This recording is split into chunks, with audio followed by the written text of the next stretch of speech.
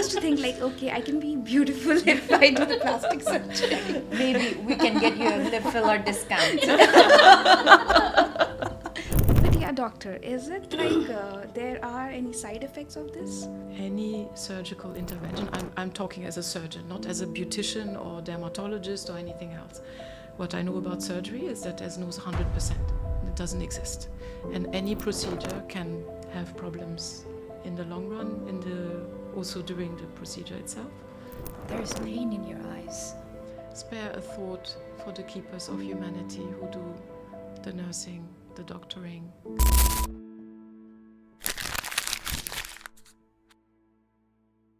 Welcome back to the Iamverse Podcast family. Hi, my name is Roshni and I'm your host. And today we have a very special guest and also the two old guests with us. With your love, we call them two. So here we have Dr. Avelina Mario, and who is a plastic surgeon, a very famous plastic surgeon in Dubai, and who is from Germany, right? Yes, that is correct. Okay.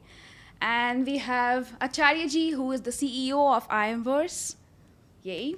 And we have Dinah, who is a sales manager in Iamverse. Yeah, I'm not a sales manager. She's an angel in I'm. She's an angel in Iamverse, yeah. Okay, doctor, can you introduce a little bit about you, about your background? With pleasure. Yeah. So I'm German born. I'm from Berlin, the capital city of Germany. I grew up there French speaking, so I have a very mixed background in terms of language and also progeny. My father is from Angola and my mother is German. Oh, wow. I went to French schools in Germany. Then I did German med school and then I did British training. Okay. And now I'm here in Dubai. Okay, and G, something about you? Something about me? I thought the guest already knew. Already knows you, but still a little bit why, like you are into spirituality and why this podcast, you and doctor together. So, because G is also she is an engineer and she's also from a science background. So a little bit introduction, just a small. Well, I did my engineering, but I am more inclined towards spirituality because everything is about the spirit, and what we manifest in this world is because of what we believe, what we carry in our spirit, and what we continue to believe in about the world, about ourselves, and the fact that we can create something in this world while we are alive. So it gives us opportunity to be born in this human, to do something in this world while we are still alive. And maybe that's why we are here to talk about different sides of science and spirituality and yes. how they combine together. And Okay, that's nice. Dinah, a little short introduction. I've already introduced myself in the last podcast. So yes, I came to Iamverse before it was Iamverse. I was teaching in a university before I did. I used to work as research assistant in projects. So I love, being with people, communicating with people, and maybe that's how it brought me to Iamverse. The universe brought me to Iamverse. Okay, that's good. So guys, let's get back to the topic.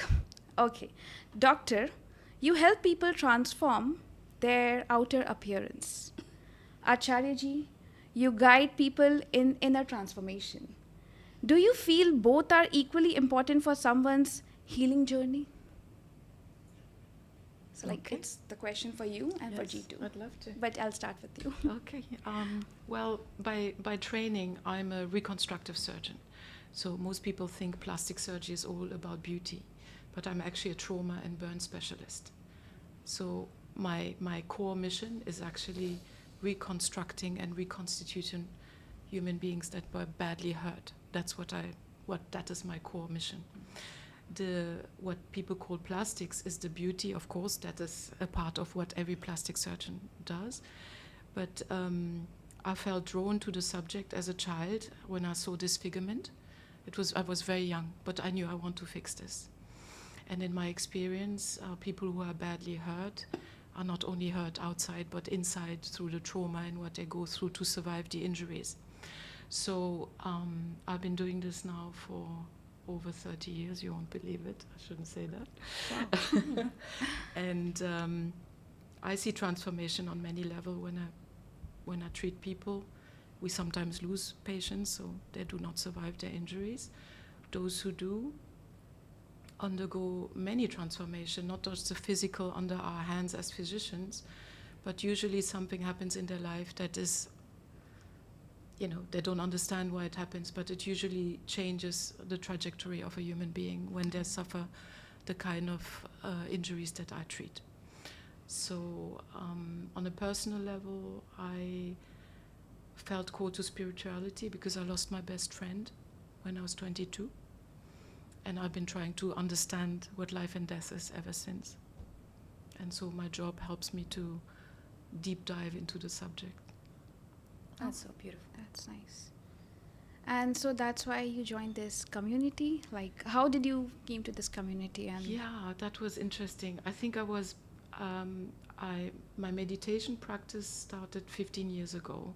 That was out of desperation because most surgeons are suffering from burnout, and they're just, there's a lot to be said about my profession. And who's helping the helpers? That is always the question. Everybody's happy for us to run towards the burning building. Everybody runs out, but there's no one to catch us. So I came across meditation, and then I went down the rabbit hole with different gurus, mystery schools, things like that. And I was in Riyadh in 2019, and I stumbled upon a video of Master. He wasn't Master at the time. He was Eric Ho. Oh, yeah. And I felt, very drawn to his teaching, and then it went on, and then I joined the community. And that's how this Iamverse journey started. That's really nice and very intense. Okay, Ji, something like related to spirituality. You think like plastic surgery and spirituality, like we all are gifted from God, like our body is all gifted, and what we do in general, like how people want to change themselves, their face, like right, like plastic surgeon does that, right? Yeah, there's a lot of beautification requests and need for us. So we do a lot of beautification, of course, as well, particularly in Dubai. Oh. Very much ladies will always seek perfection and to optimize their appearance. And that's for different reasons, and everybody is on their own journey with that. Yeah. Okay. Sure. Do you think this is the right thing? Like people want to change themselves. When they ask me questions, it's like people want yes or no answer, and it's never a yes or no answer ever. And I could say yes or no, and that would probably cause a controversy unless you want that. Reconstructive surgery, as you mentioned, I think it's a gift to mankind. And why? Because this is a tool, and as science progresses and you are able to help somebody become better of this tool that we have been given, that itself is a gift. So thank you for doing what you do. So beautiful, and sharing your journey and how you've been called to do this and why you've been doing this. So thank you for that. This tool, when I say this tool, I meant the physical body. The physical body is a tool that through which we go through our spiritual journey. And the more power that it can hold through various practices, the better it is, the higher the chances that we have to be able to progress in our spiritual journey. That plastic surgery also does beauty procedures is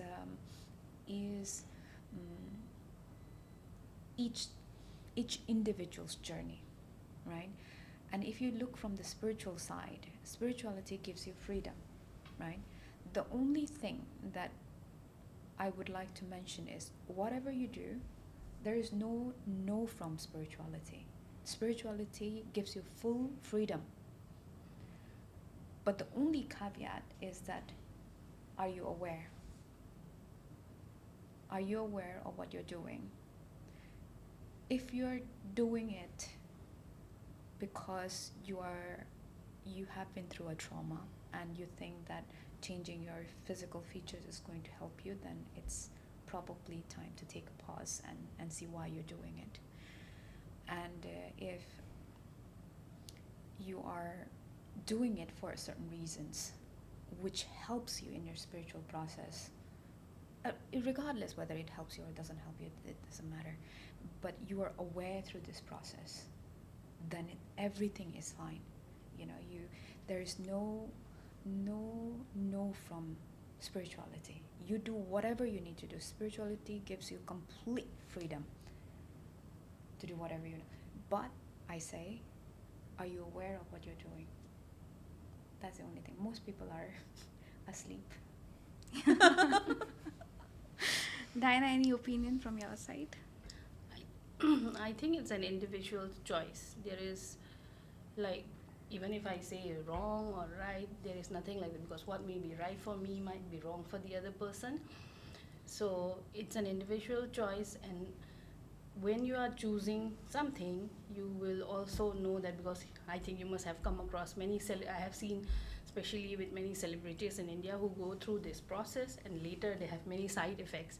So whatever you are doing, do it your own, and you understand, what might be coming up with that. So if the person is taking responsibility of that, then it's their choice. But yeah, doctor, is it like there are any side effects of this? Like the celebrities do that, and it's quite expensive, I think. So. That's true. It's a luxury to not age or to look like you want to. Mm-hmm. So it's a luxury. It's not given to anyone. It's more democratized now because there's more and more awareness of it, so people want it more, so the prices go down. That's something to say. However, any surgical intervention, I'm talking as a surgeon, not as a beautician or dermatologist or anything else. What I know about surgery is that there's no 100%. It doesn't exist. And any procedure can, have problems in the long run, also during the procedure itself, and also after. So that's why the choice of surgeon is very important, and that people do their due diligence and know what they want and what they get into.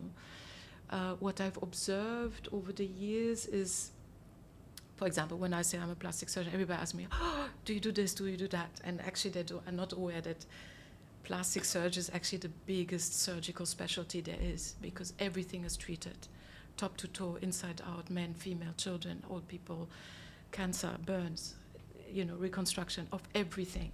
Like there's no end to this specialty, but people reduces usually on to less than 10 operations, which is the nose, the bust, the butt, the fat, and everything in between. So shaping, yes? So, yeah, and a bit of the eyes.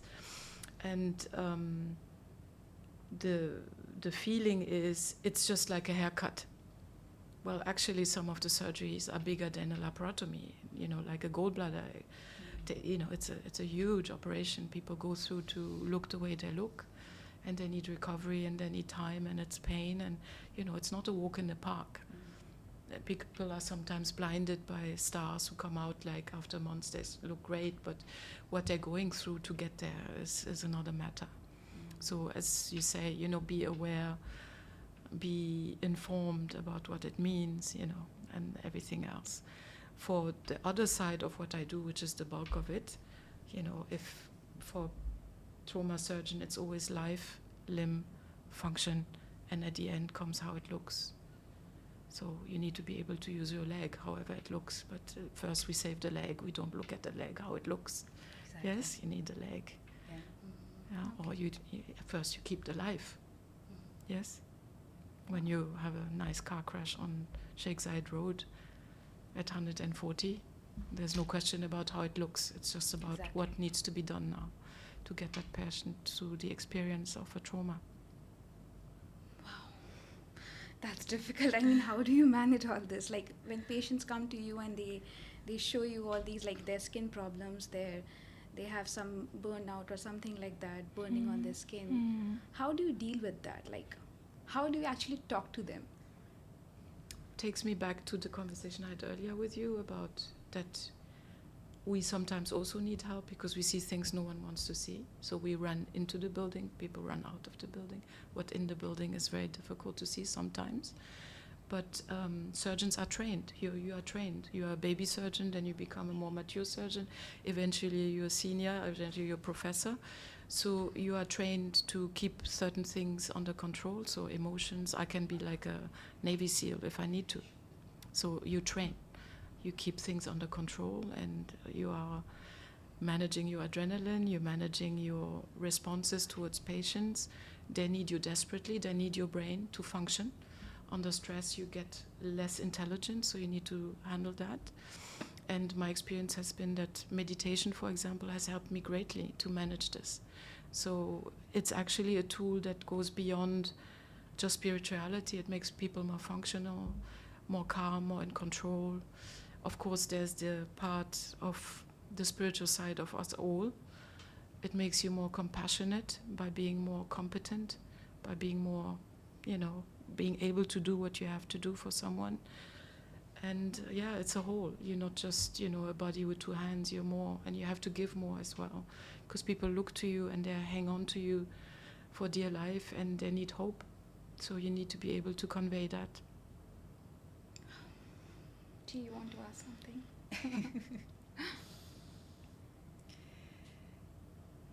There's pain in your eyes. Well, that wasn't the intention. I know. Do you want to share something from your heart?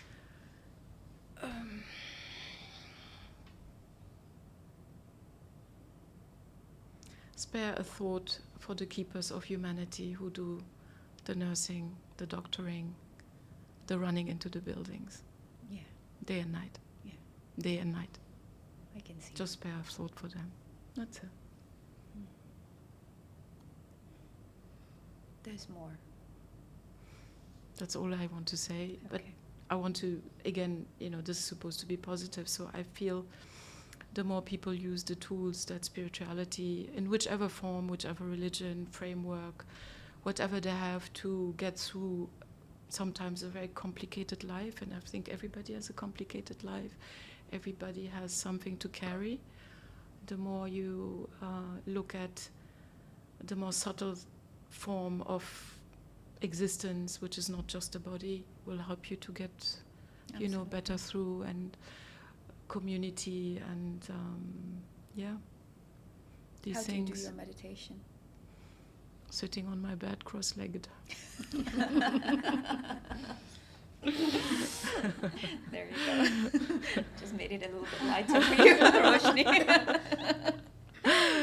Okay, coming back to this. Mhm. Okay, doctor. So, and to G and Diana, to both of you also. Many people see science and spirituality as opposites, right? But do you believe they actually complement each other in the healing process? Well, what I know from great scientists like Einstein is that what they all said, that there's an end to science, and where it ends, somehow God begins. It's a word, God, so I'm saying, energy, creator, we don't need to fix on the word itself, but there's something that we cannot know with our apparently very limited intellect, and it needs to be felt.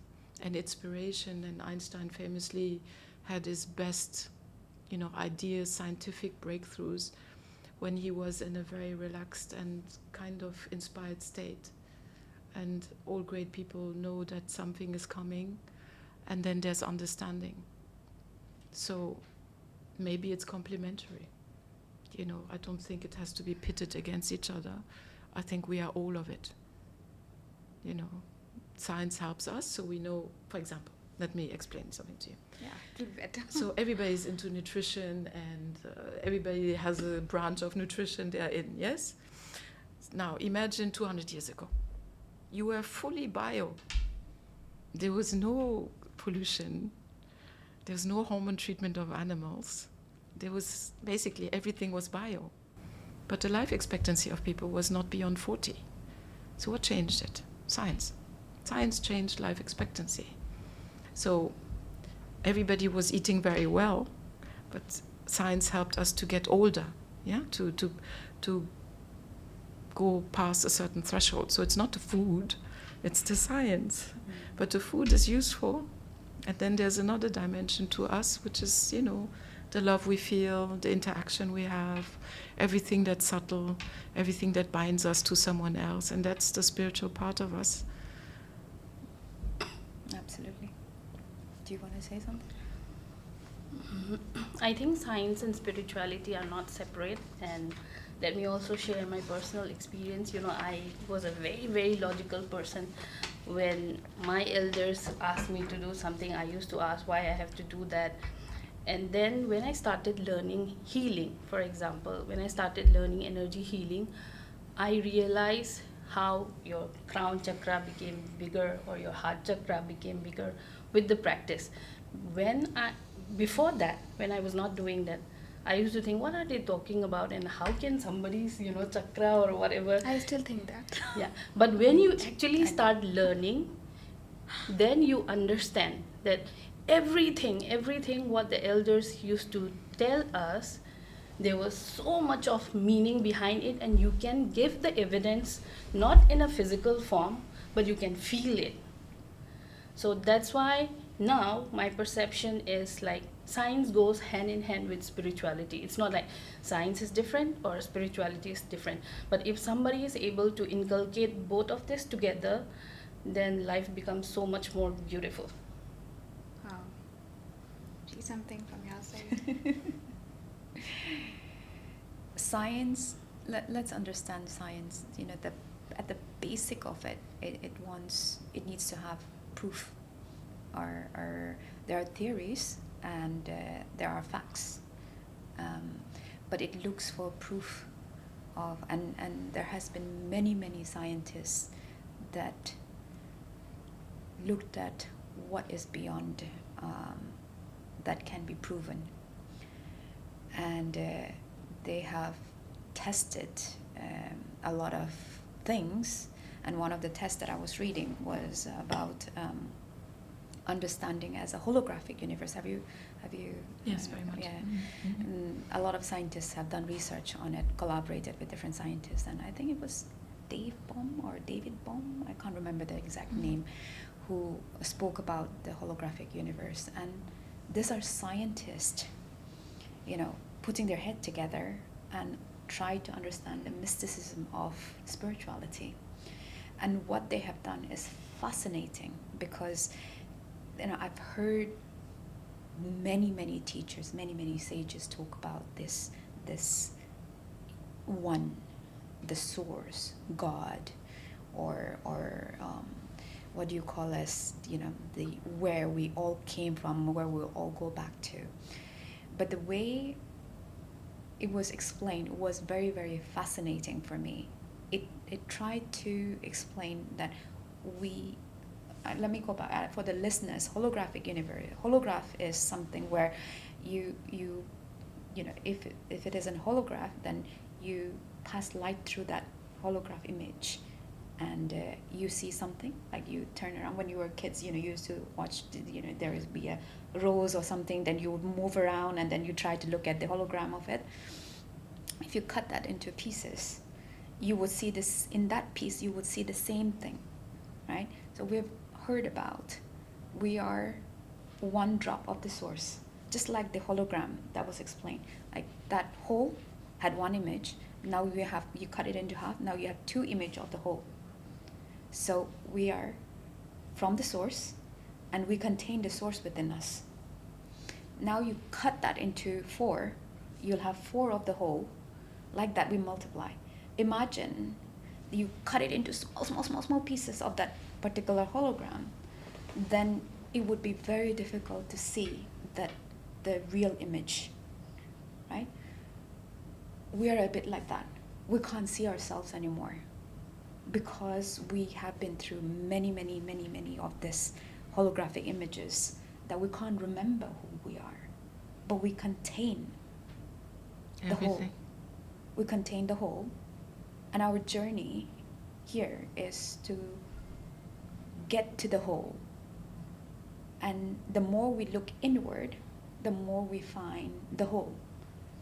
And the more we look outward, we get distracted from the whole. That's why there is pain, there is suffering, there is a need to race outside. But the thing is that when you start looking in, the outside activity does not need to stop. Right? People think that if you are spiritual, then you should be, meditating all the time, be in the mountains and be in the caves and, wear the certain kind of clothes, eat certain kind of food, give up this, give up that, don't have a partner and don't have children and whatnot. There are perceptions about being spiritual. But it's not like that. The real spiritual person is who can live this life fully and have the courage and audacity to look inward and be complete while participating actively in this world. And that's where science help understand a lot of what had become like superstition or belief that you hear from so many traditions and things like that. Science demystifies that, and I love that about science. Right? It helps you get some understanding, but that's not the end. You can go further and look inside using tools like meditation, and meditation is just a tool to go deeper into the whole. So that's how I look at science and spirituality. So, G, are you saying to what I understood, science and spirituality are interrelated? Like, if there is no science, there's no spiritual world, or there is no spiritual world, there's no science? No, it's science exists because we exist. Humans created science, but where did humans come from? Right? From the spirit. So they are not separate from each other. So think of it this way: from the whole, everything came, including science, including us, including everything. So from that one energy came the knowledge. From that particular womb, everything came out, and science also came out from that energy. So for me, it's not never separate.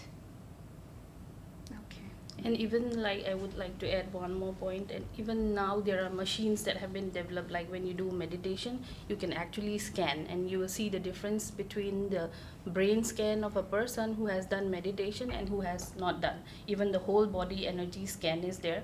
So those who have been regularly meditating, practicing, whatever spiritual practices they are doing, you will always see the difference in the graph. Like, in physics, we used to have those blue, yellow, green, all those kind of graphs. You can actually see that because scientists have already developed, and in many great universities of the world, they are also inculcating all these kind of practices, especially with, when you are learning subjects where you have to deal with lots of pressure, for example, like the kind of work that doctor is doing and all. Now in their curriculum only, they have kind of put small parts into it because they know that it really works. Wow, I didn't know about this machine. You can. Okay. That's nice. Okay, doctor. So many of your patients come looking for confidence through physical change, right? I mean, burn or anything, or they want to get thin, anything. Acharya ji, how can we find that some confidence from within? Like she does it all outside thing, but from within, how can they gain the confidence? They should have that confidence. How can they gain confidence? I mean, look, it's a very personal journey. Everyone has their own personal journey. That somebody do physical changes to gain confidence, it's absolutely fine. That somebody does not need to do a physical change and look inside and find their confidence is also okay. But how do you find confidence within? You have to face you. it's the trials and tribulations of life that gives you confidence, the ability to face it. Sometimes we want to hide away from those trials, don't we? But it's when we say, okay, we face it full on, then the ability for us to get through those times, especially you have to go through some difficult times, dark times, and you get to the other end, you know that you can go through that. That gives you confidence. Like, it gives you that knowing that something like this you can deal with. So I don't think it's so much the physical changes. I mean, it certainly helps. I mean, there's no harm in that. But there are ways of gaining confidence just by dealing with life. And also the physical changes, it can be quite a trialing thing, right? Mm. And that also, going through that thing, and you come out, for example, and I think one of them is Kylie Jenner, right? She looks beautiful now. I think she did a lot of changes, didn't she? The But youngest. the youngest. Well, she's a different person, basically. Yeah, she is a different Mhm, person. mhm. But I think that, look, she's happier. She's happier. Not just that, she is a billionaire, Mm. and that helps the confidence. That Mhm. helps her run a business. I mean, go girl. Mhm. I think I really appreciate that. Mhm. Yeah. She grew up in a very beautiful family, one has to say. Yeah. And I think, I mean, I don't know her, and I'm not into this, Exactly. I mean, you know, into the reality shows, but what I can tell is that she was maybe perceived like the ugly duckling in the family, and being surrounded by personalities which are larger than life, and also very attractive women, of course, must have been also a burden. So she just did something about it, and she transformed it into something even greater than looks, because she's now, Yeah. I think she was the first billionaire Exactly. ever at that age. So she's gone. So what was in her got expressed through her Exactly. physique and her lips, which were very thin, and then they Yeah. become very luscious and beautiful. And she launched the most successful lipstick Yeah. company on the planet. I don't know, Right. because I don't use it, but you know, something happened, and for her it has worked out brilliantly. And Yeah. I know, you know, I work with women and children a lot, and sometimes women have, you know, 5, 6 children, and their body feels like a grenade went off.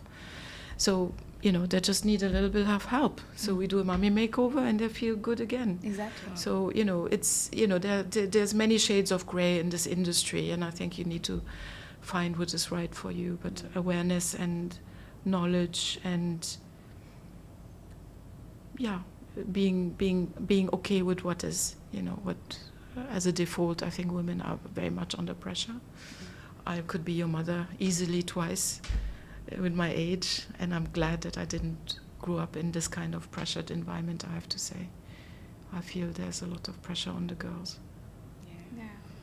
So it's all, you know, different side of a coin. Yeah.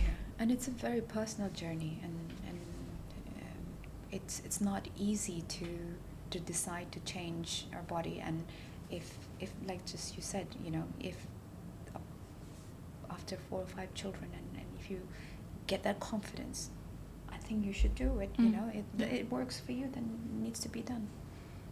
But does it only like you have to look good from outside to be confident for you? No, I don't Just think that. asking, I don't or- think that, because there's proof to the contrary everywhere on the planet. If you look at it, the most confident men are not always the most attractive one, and vice versa. And also for women, I don't associate. It also depends what your exposure is to views, you know, to people looking at you. I'm a very private person, so it doesn't matter how I look. But maybe if you're a film star, you know, you have different demands on what is your tool. Yeah. You know, this Absolutely, is yeah. your currency. My currency is these and this. No one cares how I look. They want me to operate. So it's very subtle in the differences, I think, and confidence also comes with age, for example, you know, or your upbringing. Did your parents give you the tools to navigate this life, or did they not? Or did your environment not support you? And then you might find one day someone who gives you confidence just because they love you unconditionally. That can give you confidence. to have love in your life. I mean, there's so much, about confidence. What do you think? Yeah, I also think that confidence has to come from within. It's not like your physical appearance, which is only mattering your confidence. Yes, it does plays a part to it, but when you are not confident from inside, that physical appearance will not go a long way. Like when you are not from inside. Very true. So to build that confidence, G, do we need to have faith in spirituality or something like that? No, you don't need to get into deep spirituality to be confident. You just have to know enough about something. Like if you take man, for example, right? He doesn't need to know about spirituality, but you ask him anything about marketing, he would probably be very confident about answering you. So it's how you learn something and you are talking about that something, you're confident. And take, for example, if you are very skilled in something. Take, for example, you are like Diana, sales manager, sales, and she has only done this kind of things and academic world. And if she's, for example, just taking an example, okay, she's really afraid of stage, and if somebody puts her on the stage, then she wouldn't have confidence there, but she will have confidence in the other part of the thing that she's doing. So it's not like confidence as a whole. It's like confident in what area are you talking about. There are many ways of looking at different ways of looking at confidence. So for example, if you are grounded in spirituality, for example, you start knowing who you are, and you are okay with facing your not knowing, right? Then there's a confidence that comes out from within, right? Even if you are in a position that you are asked to do something, like the example of putting her into a stage, you would not shake there because you know from within who you are. But that kind of confidence takes a very long time to process, because from the depth you have just decided, or you have come to a place that you have dissolved you. So you don't think that it is you that is doing these certain things. That's not you going onto the stage. You channel something else, right? That channeling, you that's not you anymore. You carry the divine energy within you, and you're put anywhere from the outside. Everyone will think that in every situation you're confident, in every situation. But what you're internally doing is you're just channeling an energy. And the reason why you're able to channel that energy is because you, the ego, the identity, has died. So you are dead inside. And not in the sense of you are dead inside that you don't feel anything. You are dead as in your ego does not exist anymore. So the energy can flow through you. So that kind of confidence is what we call as enlightenment, or this tool has done its job now. You let the energy flow through. Okay. That is That's the ultimate level. Well, I have to totally agree. There are situations in life or in my career where I know it wasn't me. It wasn't me. Everything was against us, and it wasn't me. And 14 hours later, there was something. And I literally can't remember the hours. I mean, there are films of my surgeries. I know I was there. I can see it. But I wasn't there. I was just, you put yourself into a service, and suddenly things flow. And you go into a room, and you already know what's behind the door. You kind of already know this is what you need to do before you've seen the patient. And then it's all just going. And I attended, unfortunately, big catastrophic events in my life because I run there. We run into the house, yes. And in these situations, I don't know what it is.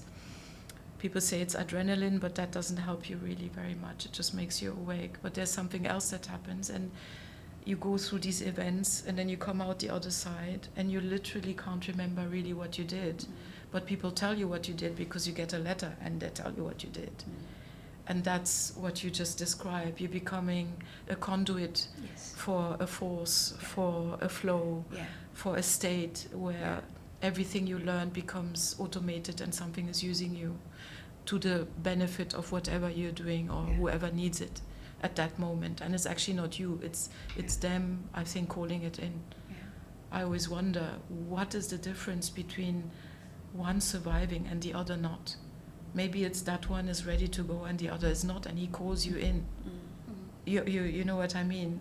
That you are, as a tool. It's not me. I'm just a tool. So that this coincides with the need of that person to stay. Do you know what I mean? Yes, I know exactly what you mean.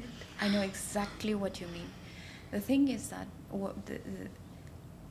a lot of the time there are many examples where these experiences happen suddenly to people, and they don't understand what's going on.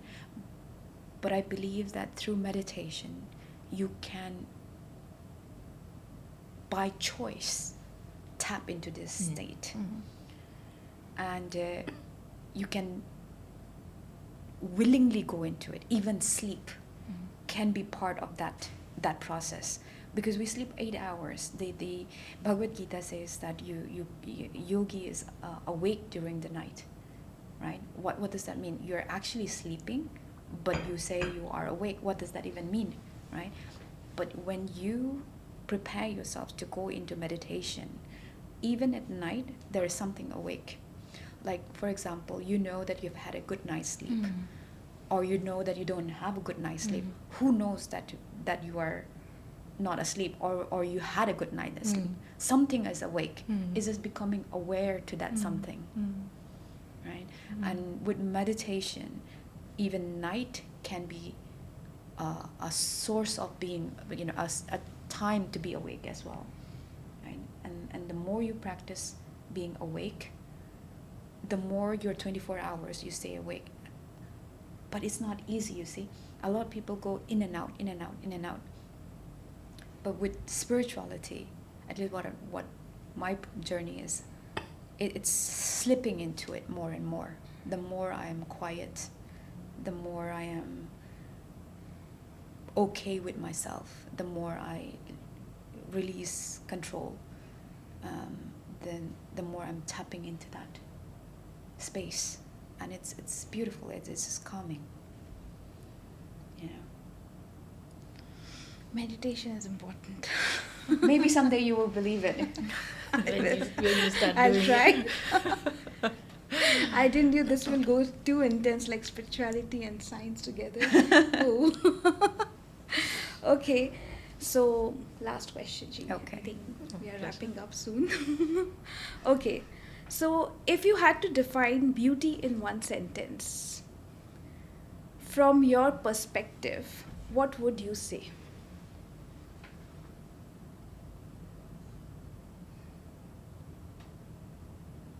Beauty is whatever you find it.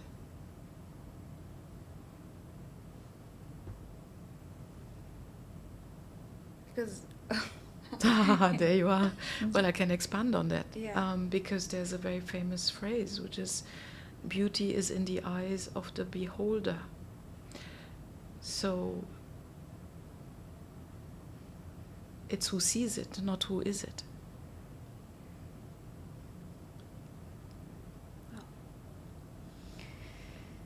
You want to hear from me? Yes. Okay. I think it's being present in the moment. Like,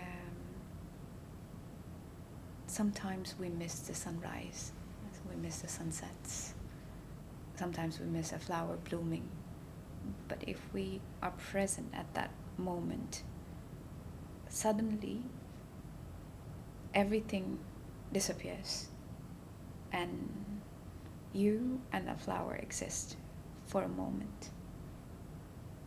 And that presence, you can feel divinity. And that to me is beauty. And that goes back to what you just said. It is in the eyes of the beholder. You know, for that moment, from my eyes, that is beauty. Yeah, we can connect now, both of them. Diana, from you? I would say beauty is limitless. I can even also cite one example which I faced. Like, I grew up from a small town, so when we were small, we used to think, oh wow, life in a city must be really great, and so many possibilities, this and that. So after I completed my university studies, I got the opportunity to work in a little rural area in India in a university. And when I used to go for field work, I realized by speaking to the people that the people who were living there were so much more contented and happy with life than the millionaires that I have seen in metros. They see beauty in very small little things, and they're very happy with whatever little things they have in their life. And I have taught many students, when I was in Delhi, super rich kids, whatever gadgets, whatever branded clothes, whatever they have, but I see that the happiness or the beauty that they see in those things or whatever thing is around them is very less than a village boy who is happily playing with the mud, so full of life, and seeing beauty in everything, even in a small plate where they had to eat only rice and water and salt. So I think beauty is like limitless. There is no boundary to, okay, this is beauty and this is not beauty. Nice. Okay, so G, Doctor, and Diana, there's a small game I'll play with you guys. That's a rapid fire, and then we'll wrap up. Okay. Okay. So I'll ask you a few questions. You just have to answer in like one word or in just 1 second. Okay? Okay, I'll start with you. Morning ritual you never skip. Brush my teeth. Okay. One thing that instantly makes you feel confident. Waking up happy. It's my default state. I'm usually fine with life. Okay. Science or spirituality if you had to pick only one for a lifetime. That's a hard one. That's a really hard But one. you have to answer one. Yeah, I'll come down on the side of spirituality, actually, Why? because it saved my life. So I can save others. Wow. Okay. Coming to you, Diana. Biggest misconception people have about your field. People have about my field the biggest misconception that sailing is difficult. Okay. You think that it is very difficult? That look on that face. I think, yeah, it is. You just said it's a misconception. Okay. One word you would use to describe real beauty. Confidence. Ooh, nice. Okay. One thing that instantly makes you feel confident. One thing that instantly makes me feel confident, to see my family and people, everyone around me happy, that makes me confident. Wow. Sweet. G. Haji. One word you would use to describe real beauty. Love. Science or spirituality if you had to pick only one for a lifetime. Actually, when I choose spirituality, I've already chosen science. Gee, you're confusing.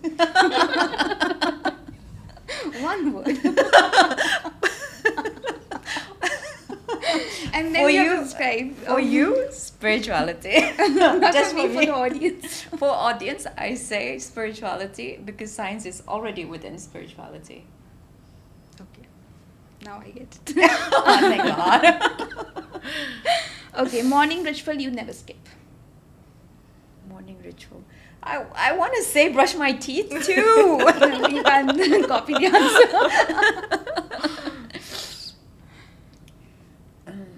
Morning ritual.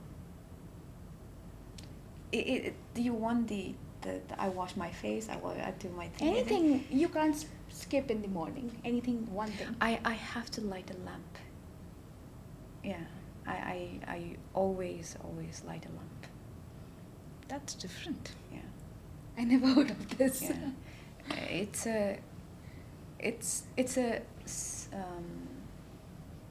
It symbolizes like a reminder, because there's too many distractions in this world, right? And what I'm doing also, like one moment I would be doing podcasts, the other moment I will be talking algorithms, the next moment I'm doing marketing, the next moment I'm doing sales and getting updates, and then the speakers and so many things.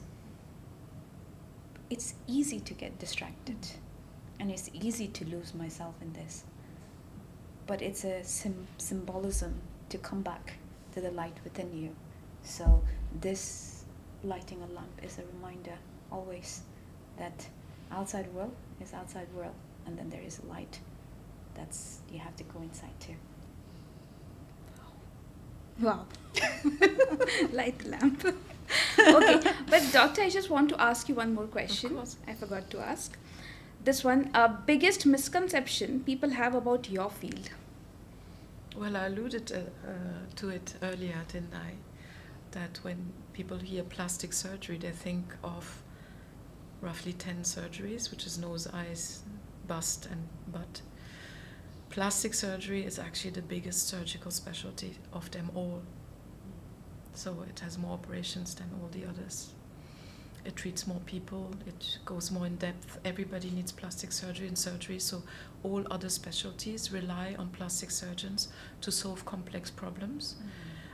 It's a very academic specialty, so I'm a professor of surgery, and you have to train a third longer in that specialty than in the others.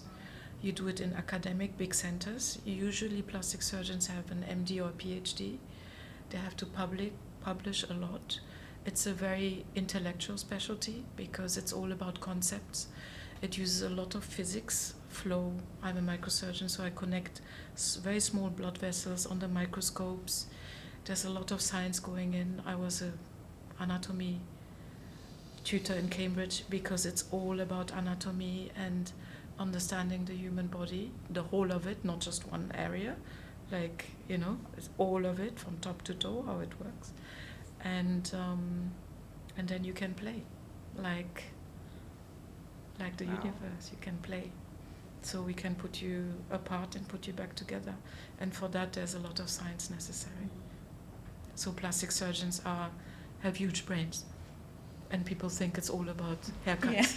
Yeah. And it's not. I used to think okay, I can be beautiful if I do the plastic surgery. Maybe we can get you a lip filler discount. Or a Botox if you would like. Anything. Avelina is here right now. You just have to ask now for I have a good contact actually.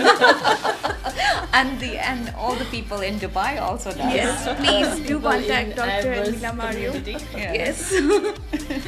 Okay, so guys, it's a wrap. And thank you for joining us, Doctor. Pleasure Thank you, to be here. Diana. Thank you, G. And if you like the video, please like and subscribe to our channel. And do watch the video every time and share it with your friends if they need a plastic surgeon. Thank you so much. Thank you. Bye. Thank you. That's a nice conversation.